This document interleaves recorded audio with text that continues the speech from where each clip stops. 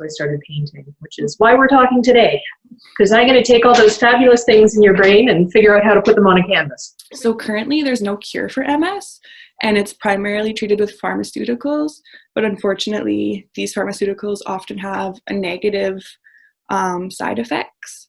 Mm-hmm. So in the past, exercise was thought to make the symptoms of MS worse. However, there has been some recent research coming out which indicates that it might actually be a complementary treatment for people with MS. Like, it might have some beneficial effects when paired with the pharmaceuticals. Because when I thought about neuroscience data analysis, I figured there was just sort of one way to cut it, one way to do everything.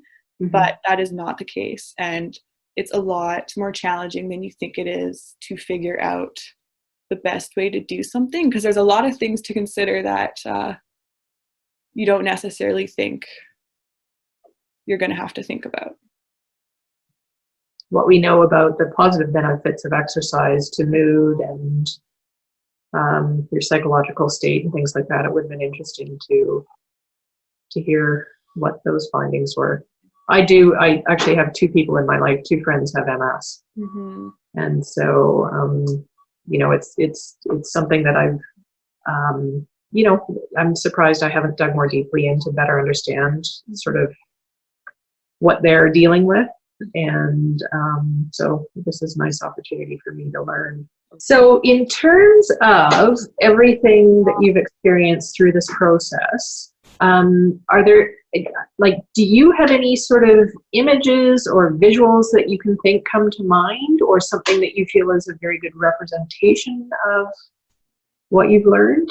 Right. So when I'm thinking of, people with relapsing remitting MS, I sort of get images of like a lightness and a darkness, or like fluctuations, or like oscillating colors, because I can imagine that if you have MS and you're in a period of remission, it probably feels pretty good, but there's probably that constant dread and anxiety of, when are my symptoms going to get worse? Like, how long am I going to feel good for? Like, why can't I feel like this all of the time?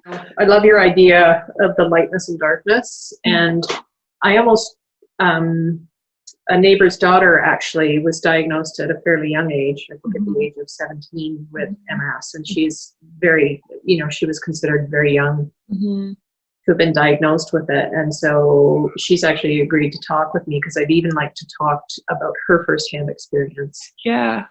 And I'm sure she's the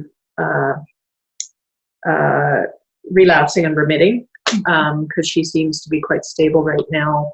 But she has gone through periods where she's been incredibly symptomatic too. Because I would almost like to ask her, what does it feel like? Yeah, I think that's like a great person to talk to.